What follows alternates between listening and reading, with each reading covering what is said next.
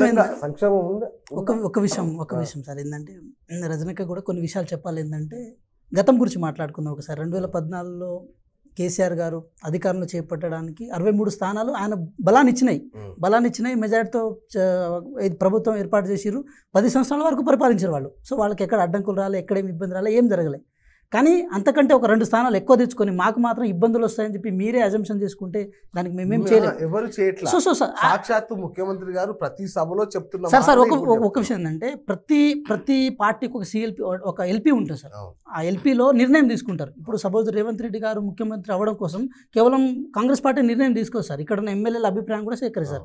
ఎమ్మెల్యేల అభిప్రాయాన్ని సేకరించినప్పుడు 53+ ఎమ్మెల్యేలు రేవంత్ రెడ్డి గారి నాయకత్వంలో పనిచేయడానికి సిద్ధంగా ఉన్నారని చెప్పేశారు. సరే మిగతా వాళ్ళు సీఎం ఆస్పిరెంట్స్గా ఉండొచ్చు కాక. సో మా అధికార ప్రతినిధి గారు హర్షవర్ధన్ రెడ్డి గారు చాలా విషయాలు చెప్పారు. సో ఇక్కడ విషయం ఏంటంటే సార్, ఈ ప్రజాస్వామ్యం మీద మనకు నమ్మకం ఉన్న వ్యక్తులుగా ఏది మనం అనుకున్న ఏది మెజార్టీకి ఒక్క స్థానం ఎక్స్ట్రా వచ్చినా కూడా ప్రభుత్వాన్ని మనం సుభిక్షంగా ఏర్పాటు చేసుకోవచ్చు. సో ఇక్కడ ఏంటంటే సార్, బీజేపీ పార్టీలో లక్ష్మణ్ గారు గత కొద్ది రోజులుగా వారు ఇచ్చిన స్టేట్మెంట్ ఒక అర్థం స్టేట్మెంట్ వాళ్ళు ఇస్తున్నారు.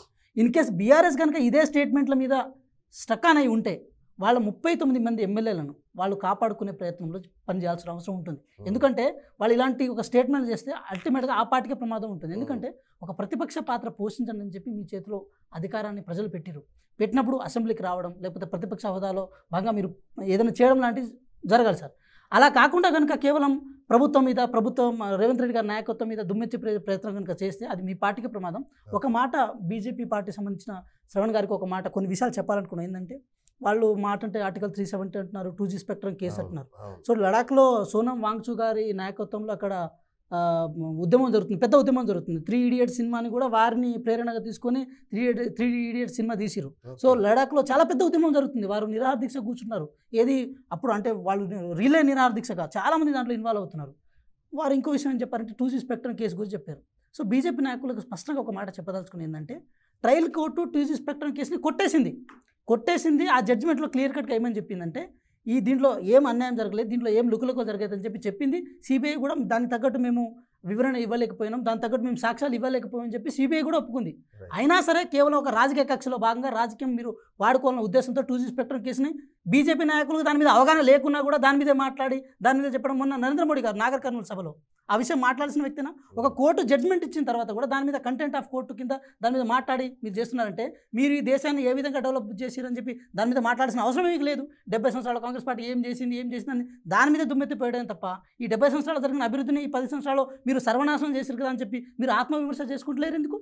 సో మేమేమంటున్నాం అంటే తెలంగాణ ప్రజలు కాంగ్రెస్ పార్టీకి మ్యాండేట్ ఇచ్చిరు, 64 స్థానాలతో మ్యాండేట్ ఇచ్చిరు. 63 స్థానాలు గెలుచుకొని 10 సంవత్సరాలు చేసిన కేసీఆర్ గారు ఎంత బలవంతులని మీరు నమ్ముతున్నారో మా గౌరవ ముఖ్యమంత్రి గారు కూడా అదే బలవంతులు అని చెప్పి మేము నమ్ముతున్నాం. సో రాజకీయాల్లో ఎన్ని స్టేట్మెంట్లు అయినా ఇవ్వచ్చు కాక మా పార్టీలో లుకలుకలు ఉన్నాయని చెప్తున్నారు. మా పార్టీలో లుకలుకలు ఉండడం ఏంటండి? మీ మాధవి లత గారిని ఎంపీ క్యాండిడేట్ చేసిన తర్వాత మీ రాజాసింగ్ గారు హైదరాబాద్లో మొగోళ్ళ దొరకలేదని చెప్పలేదా? ఒకసారి గుండెల మీద చేసుకొని చెప్పండి. బండి సంజయ్ గారికి అరవింద్ గారికి మధ్యలో లుకలుకలు లేవా? ఈటల రాజేందర్ గారికి బండి సంజయ్ గారికి మధ్యలో లుకలుకలు లేవా? ఏం మాట్లాడుతున్నారు మీరు? ఈ తెలంగాణ ప్రజానికానికి మీరు మోసం చేసిరు. మీరు బీసీని సార్ కానీ ఇచ్చిన తర్వాత ఏదో ఆ స్టేట్మెంట్ ఇచ్చారు కదా సార్. మేమేమంటున్నాం అంటే ఈ తెలంగాణ రాష్ట్రాన్ని బీసీ ముఖ్యమంత్రిని చేస్తున్నారు ఇన్ కేస్ అధికారంలో వస్తే. కానీ తెలంగాణ రాష్ట్రానికి సంబంధించిన ఒక బీసీని కనీసం మీరు మీ పక్ష నేతగా కూడా శాసనసభలో ఈరోజు మీరు పెట్టలేదు. 4 ఎంపీలు ఉంటే ఒక్క బీసీని కూడా మీరు కేంద్ర మంత్రి చేయలే. ఉన్న ఒకరిని రాష్ట్ర అధ్యక్షులుగా చేస్తే వారిని కూడా తీసేసి ఈరోజు ఒక అప్పర్ క్యాస్ట్ వ్యక్తికి మీరు ఆయనకి మంత్రి పదవి ఇచ్చారు, ఆయనకి రాష్ట్ర అధ్యక్షుడు చేశారు. అంటే బీసీలను కేవలం ఓట్ల రూపంలో మార్చి తెలంగాణ ప్రజలను మీరు మోసం చేశారని చెప్పి తెలంగాణ ప్రజలు గ్రహించే మిమ్మల్ని ఈరోజు 8 సీట్లకు పరిమితం చేశారు. అయినా సరే అంటే ఆగకుండా అక్క యాక్చువల్ ఏంటంటే అక్క మీకు ఒకటే విషయం చెప్తున్నాక ఇప్పుడు తెలంగాణ ప్రజల నిర్ణయాన్ని మీరు వ్యతిరేకిస్తున్నారా? 64 స్థానాలు ఇచ్చిన తెలంగాణ ప్రజల నిర్ణయం సబ్జెక్ట్ లో కన్ఫర్మ్ లేదు. వాళ్ళు విమర్శనం చేస్తే మళ్ళీ నాకు మాట్లాడే అవకాశం ఇవ్వండి దాని మీద, అదే సబ్జెక్ట్ మీద. Orange will talk on the same subject. తప్పకుండా ఇస్తాను సార్. మీరు ఒక్క నిమిషం. ఈ రోజు తెలంగాణ ప్రజలు ఓటేశారు. నిజంగానే 10 సంవత్సరాల తర్వాత మార్పు కావాలని చెప్పి కొన్ని అసత్య ప్రచారాలను నమ్మ ఓటేశారు. కానీ 100 రోజుల తర్వాత అవస్థలు పడుతున్న పరిస్థితిని కూడా ఈ రోజు చూస్తున్నాం. మీరేం చెప్పారండి? డిసెంబర్ 9 లోపు అని ఒకటి డిసెంబర్ 9 లోపే అని చెప్పారు. అంతకుముందు ఎలక్షన్ ముందే ఉన్న రైతు బంధు బడ్జెట్ అనేది ఇప్పుడు ఎక్కడికి పోయింది? ఒకటి మీకు సంబంధించిన నాయకులు ఒక్కొక్కరు ఒక్కొక్కటి మాట్లాడుతున్న సందర్భము. ఈ రోజు బీజేపీ కావచ్చు, కాంగ్రెస్ కావచ్చు, రెండు ఒకటే.